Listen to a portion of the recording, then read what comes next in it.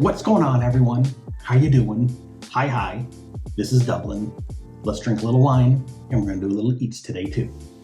And the challenge today with the pairing is prime rib. Yeah, that's right. I'm a little inspired from the holiday season, and I always found prime rib to be, a very big holiday meal.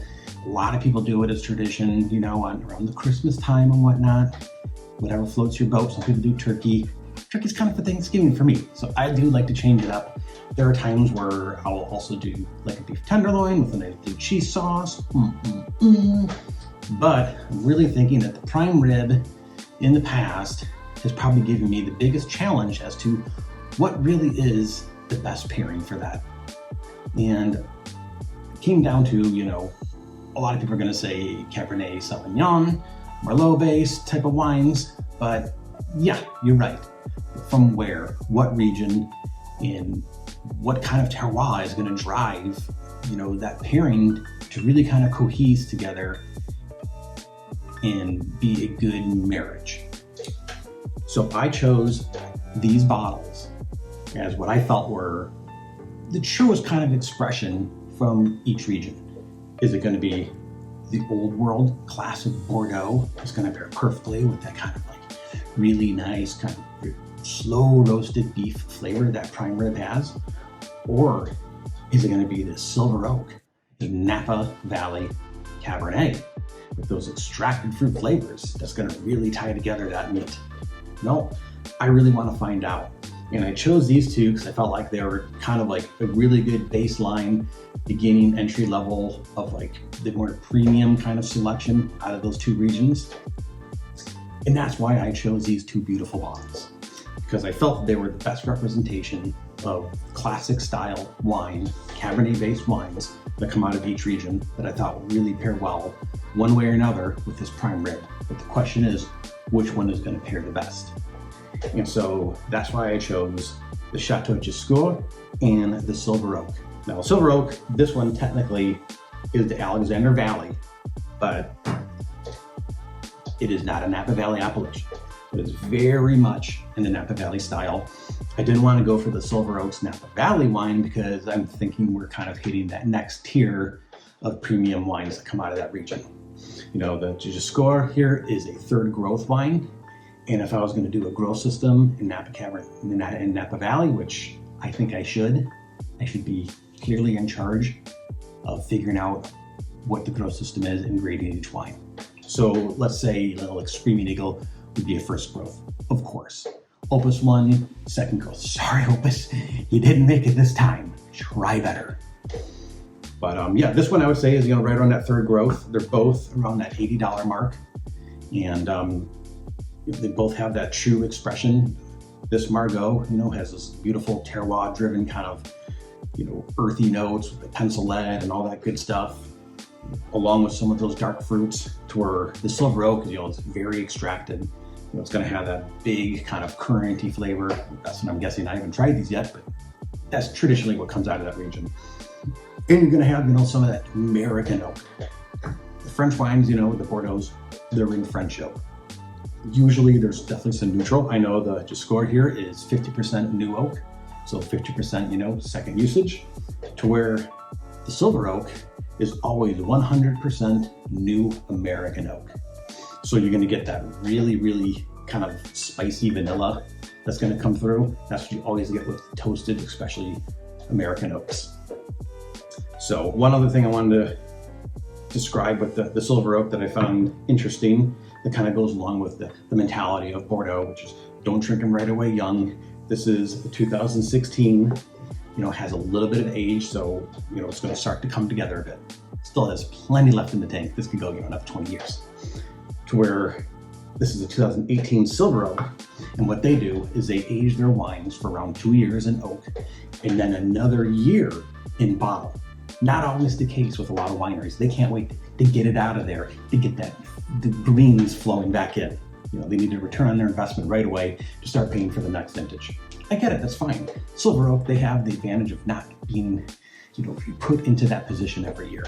And so what you're getting though is a bottle that's a little more ready to drink. So yes, this can age. It can, you can easily set this down for 10, 15 years. It will gain complexity, absolutely. But if you drink it now, it's not like it's going to be kind of like, where you get those young wines where it's a little bit closed off and the fruits are a little disjointed and whatnot. You're not going to get that really a silver oak. Like, they give you a polished product that's ready to go right out of the bottle. Pop and pour, decant, whatever. These have both been open about 20 minutes, 30 minutes. We're going to do the pairing later, so that'll give us a good couple hours of air for both these bottles. So we'll really be able to see what the expression is, what these wines are bringing to the table, and how they pair with that prime rib. So what I'll do is we'll get into these two, we'll do a little tasting now, and then we'll come back and do a little bit of wraparound, and we'll do that prime rib and see how these pair up with it. So let's talk about how we're going to prepare that prime rib, by the way. So I'm going to sous vide that prime rib for about 6 hours, and while it's cooking in there, slowly cooking, getting nice and tender, extracting all those flavors, getting that fat, to kind of render nicely. I put in some slivers of garlic into the fat side, dusted it with some Lowry seasoning, and then I have some rosemary and thyme on each side, clotted. Wrap it up, vacuum seal, dump it in the tank. And to finish it, I'm going to throw it on the grill with some pecan chips and smoke that baby for about 30 to 40 minutes. So it really ties all those flavors together, and I'm really excited to try what that smoke does. Kind of bring out, a little bit of umami, especially pecan, because it's not super strong. But if they did mesquite, you're really going to get some of that smoke is going to come through. Pecan is kind of one of those chef secrets. It gives those steaks that little extra umami that, everyone's like, wow, this is just really, chomping, really, really just beautiful. So we'll see how that smoke does. I'm really excited to try it. I think these two wines are going to go perfectly with it. So let's see what's going on with these real quick. I'm going to start out with Chateau Giscourt, because I don't want to have the overpowering Napa, just destroying my palate and nose right off the bat. Let's see what's going on with this guy. Give it a little sniffy sniff. Much more subdued and subtle nose. Some of these Bordeaux take some time to open up. Kind of more of like a floral perfuminess. I'm not getting like a ton of fruit, not a ton of like that terroir, like dustiness right off the bat, which I'm used to. It really is a little more floral. Not much oak. Oh yeah, it's like a really nice kind of like violet smell coming through it, like the flowers. It's really kind of nice, a little bit of lavender. Yeah, it's kind of pretty. This is really, I think, gonna open up nicely.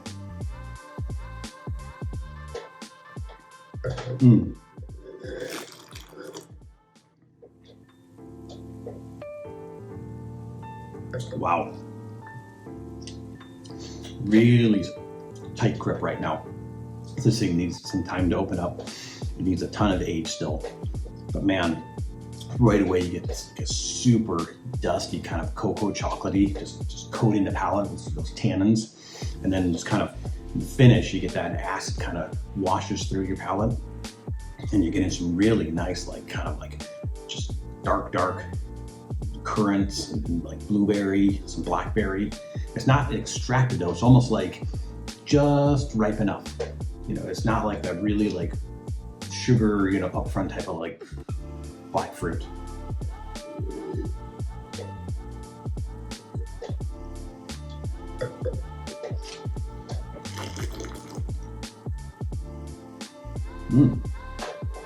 There, see, that's it. Got a lot more right back into some of that terroir driven, a little bit of that minerality. You're definitely getting some of that, some spice notes coming through. It's like a persimmon type of really interesting, not like an oak spice, but definitely more of spice covered type of thing. Reach into the top rack, get that allspice, shake it around, get some blueberry and some blackberry, some of those dark currants in there, but not extracted. This is really an elegant kind of balanced wine. I really find it interesting, some of these heavy Cabernet based Margaux can actually be a little bit fruit forward. For this one, it's very traditional. Definitely has the Bordeaux essence to it. So let's set this aside, see what's going on with this in a little bit. And let's get into the silver oak.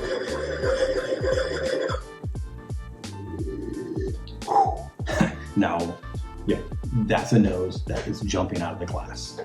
Wow. I mean, it really is true to the name. Oak is definitely up front and center, no doubt about it. I mean, it is just tons of that spicy vanilla just coming through. It's floral, spicy vanilla. Some of the fruit's trying to fight through it, but the oak's just like, I don't think so. You're gonna take a back seat to me right now. Maybe some time, and then after I open up a bit, some of that fruit will come through in the nose, but the oak's saying, not right now. So very perfumey, very oaky. Not in that like obnoxious oaky way. It's not like that fake, cheap oakiness. Like it's really, that toasted, new American oak that's coming through. You can tell it's like, very perfumey, polished product. They do go through a pretty heavy filtration system with these wines. It's not an unfiltered wine like some, producers prefer. I'm not judging, just saying. I mean, can anyone say oak? I mean, we're talking serious oak here. Like screaming oak. But it's kind of nice. It's kind of nice. It really works these beautiful dark blueberries and currants and jam, and oh man, it's really, really kind of nice. It's like went into, a Bloomingdale's, and you didn't want to try that perfume, but the tester didn't care. They're gonna spray it in your face anyway, and then you're taking a sip of wine. Where'd that spray come from? But oh, okay, well maybe that's not so bad. Maybe that isn't so good. Maybe it is. Okay, well let's see. We'll give it a try. Next time, can you ask? All right, let's see what's going on here.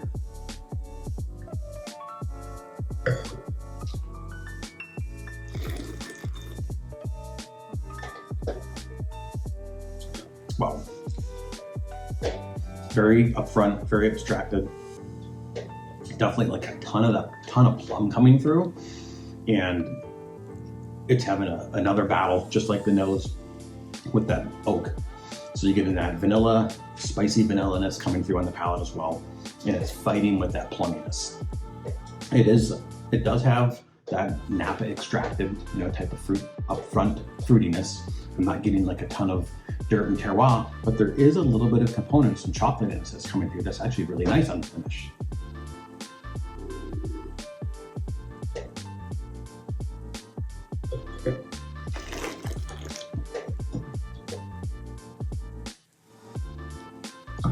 Yeah, there's definitely like a little bit of a chocolate. It's not like that cocoa powdery dustiness that you're getting from the Bordeaux. It's much more of like just a straight up like 70% cacao type of, dark chocolate. And it's coming through really nicely with blueberry and some currant, a lot of that plum coming through. And then through the whole thing, it's definitely all wrapped up like a nice little Christmas present during the holidays with your prime rib of oak. So you're not going to get away from that. The only really way to get that properly integrated is lay this down for, I'd say, a minimum of 5 to 6 years. And then that vanilla-ness will start to dissipate, and it'll just be bringing out that complexity of the fruits. So it has some grip, definitely nowhere near as grippy as the Bordeaux you just scored, but it does have some grip, has some good acidity. Both wines overall, you can tell, are just really made well. There's a ton of attention and detail. You can tell in the vineyards. They're definitely getting proper extraction out of their fruit. I would say the silver oak, I'd love to see the oak dialed back a touch. Like try 75% new oak next time. I'm not just telling you how to make your product. I'm just saying, I think you'd really let these like amazing fruits that you have kind of, be the front and center. And then a little bit of that oak, would just kind of come through and on, a little more of an essence versus like just absolutely clobbering the fruit and trying to keep it underwater. Don't step on its head. Let the fruit rise, okay? So, yeah, I mean, really, really nice wines. Super fortunate to try these out, and I really can't wait to see how these pair with the prime rib. So let's give these some time. I will go get the prime rib, smoke it on with some pecan for a bit, get a nice crust going on it, and let's see what it does with these two. All right, we're back. I just sat over a very smoky barbecue pit for a long time, but I'm hoping the sacrifice is worth it. We got here a pecan smoked prime rib. It's been sitting there and resting for a bit, and it's ready for us to dig in and see which of these wines pair better with it. So, without hesitation, let us take a little bite of the cap, a little bit of the inside of the ribeye to get that smoke and that elegance of the interior ribeye.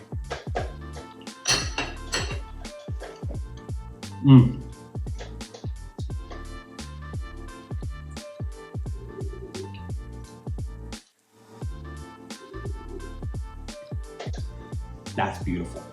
A nice smoky exterior ribeye, the interior, the elegance, and a little bit of that fat in there. Oh man, that is really delicious.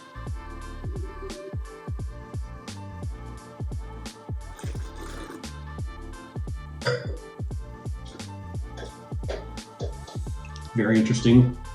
These have been opened up for about 2 hours now, which is ideal. You want to decant these kind of bottles for at least 2 hours, let them open up, blow some of that alcohol off. And wow, that fruit is really starting to come through a lot stronger. There's still some of that, Bordeaux terroir coming through, but it's definitely the fruit is starting to sing, especially in the nose. Before it was, I was getting some of that kind of like cocoa dustiness and earthiness to where more of that dark fruit starting to come out. It's very interesting. Good little pairing. I like it. It's that rounded berryness. There's something about it where it doesn't say, yeah, this is the pairing. This is perfect. I don't know. Let's give it another shot. But first, let's try the silver oak and see where we're at with that guy.